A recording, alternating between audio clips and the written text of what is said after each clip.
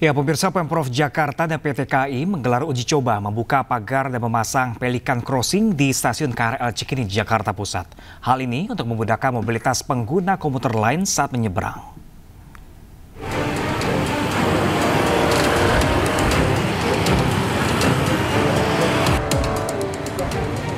Kabar gembira bagi pengguna komuter lain yang biasa keluar ataupun masuk di stasiun Cikini Menteng, Jakarta Pusat. Mulai hari ini, Pemprov Jakarta memulai uji coba membongkar pagar yang membatasi jalan raya dengan jalur pedestrian di stasiun Cikini.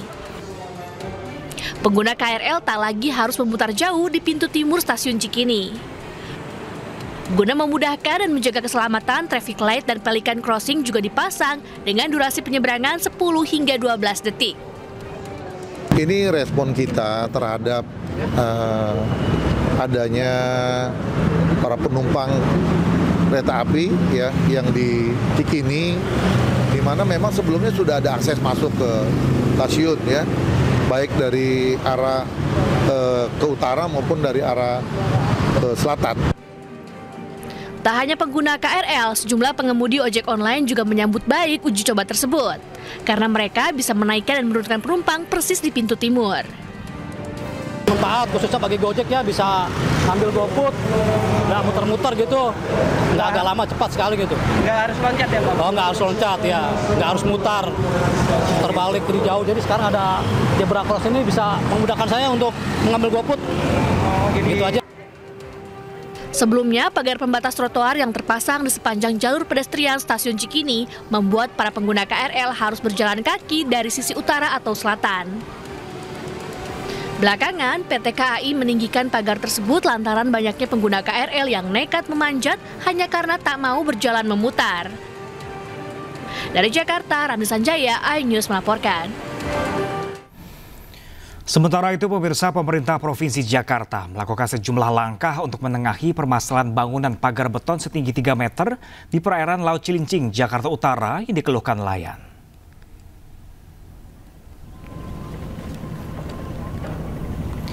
Gubernur Jakarta Pramono Anung memastikan bahwa telah dilakukan mediasi antara masyarakat setempat dengan perusahaan pengantong izin yakni PT Karya Citra Nusantara, Kementerian Kelautan dan Perikanan, dan pemerintah Provinsi Jakarta.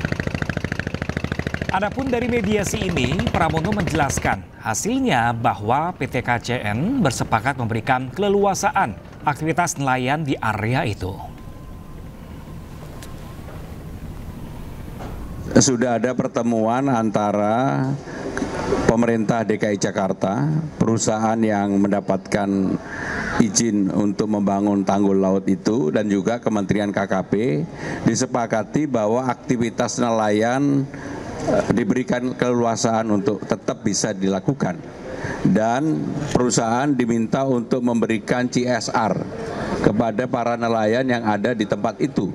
Sehingga dengan demikian secara prinsip simbiosis mutualisme saling menguntungkan antara nelayan, perusahaan, dan juga tentunya pemerintah DKI yang nanti di tempat itu akan menjadi pusat ekonomi baru di.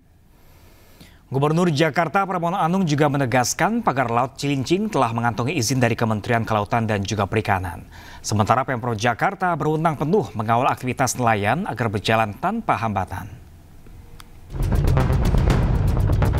Gubernur Jakarta Pramono Anung kembali menegaskan izin pembangunan pagar beton di pesisir Cilincing, Jakarta Utara dikeluarkan oleh Kementerian Kelautan dan Perikanan.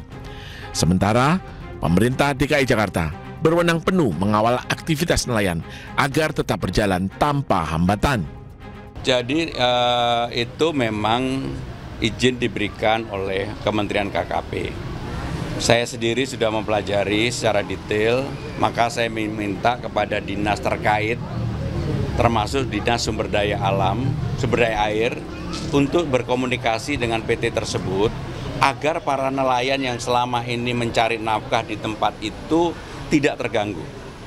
Memang setelah saya cek, izin untuk perusahaan itu sudah lengkap, sehingga kita juga tidak bisa apa-apa, karena memang itu menjadi kewenangan Kementerian KKP. Tetapi yang paling penting yang menjadi tanggung jawab Jakarta supaya mereka, para nelayan, tidak terganggu untuk mencari nafkah. Terima kasih ya. Direktur Utama PT Karya Citra Nusantara menyebut pembangunan pagar beton sudah memenuhi seluruh perizinan.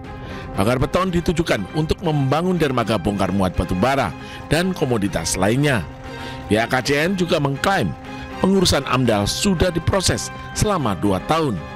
Selanjutnya dalam 70 tahun mendatang, proyek sepenuhnya akan menjadi milik negara.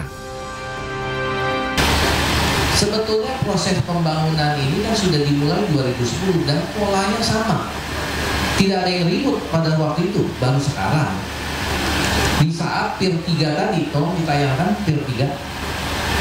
Ya, jadi nanti rekan-rekan bisa lihat di lapangan sendiri bahwa kalau kita lihat proses cara bangunnya tetap sama, tidak ada yang beda. Dan ini bukan proyek Loro Jonggrang yang katanya bisa bikin 1 hari langsung jadi. Ya, tapi ini memang melalui satu proses yang cukup lama. Nah, pertanyaan kedua, apakah kami sudah melakukan sosialisasi? Tentu kami lakukan.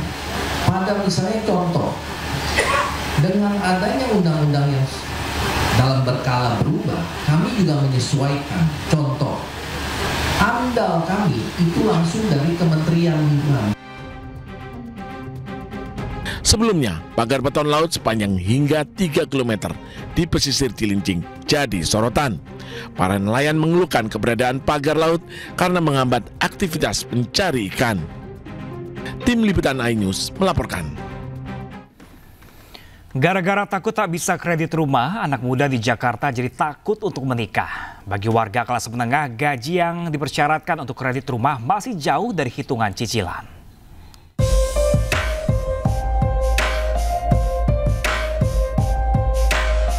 Bagi anak muda kelas menengah usia 25 hingga 30 tahun dan baru bekerja kurang dari 5 tahun, beli rumah di Jakarta masih jauh dari harapan.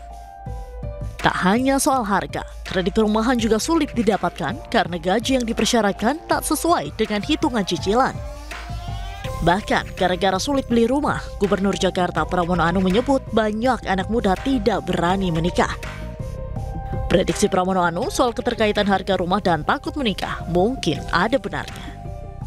Data Sistem Informasi Manajemen Menikah atau SIMKA, angka pernikahan Jakarta 2024 mencapai terendah dalam 6 tahun terakhir, yaitu hanya sekitar 40.000 orang atau turun terus sejak 2020, 2021, dan 2022 yang mencapai rata-rata 46.000 orang. Pada 2023, angka pernikahan turun ke 43.000 orang. Meski rumah bukan satu-satunya alasan, tapi ketersediaan hunian jelas penting dalam sebuah pernikahan. Dengan gaji yang rata-rata UMR di angka 5 juta dan harga hunian yang mungkin maybe kalau kita ambil KPR itu nggak pernah di bawah 400 juta sih, itu sangat-sangat tidak, menurutku nggak make sense aja sih dengan gaji saat ini. Ngelihat harga rumah, harga tanah itu emang sangat-sangat tinggi, sedangkan pendapatan kita bulanan itu ya masih sangat jauh lah. Jadi kalaupun nabung kayak berapa persen dari pendapatan itu saya ragu juga sih bakal tercapai.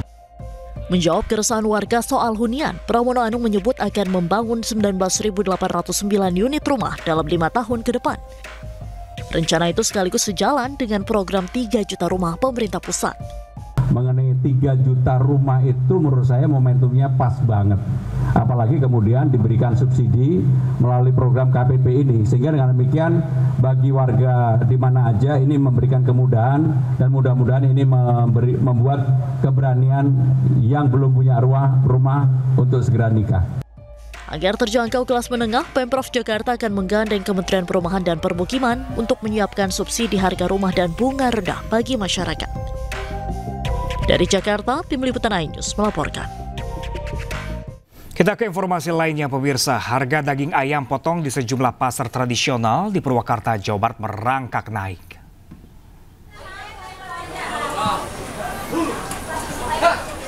Kenaikan harga ayam potong terjadi di Pasar Rebo Purwakarta. Saat ini harga ayam dijual Rp40.000 per kilogram. Sebelumnya seharga hanya Rp35.000 per kilogram. Pembeli mengeluhkan naiknya harga ayam potong. Untuk menyiasatinya, mereka terpaksa mengurangi jumlah pembelian. Menurut pedagang, kenaikan harga daging ayam sudah terjadi sejak 2 pekan terakhir. Para pedagang juga mengaku omset mereka turun sekitar 30% dari biasanya. Pembeli dan pedagang berharap pemerintah segera turun tangan untuk menstabilkan harga daging ayam.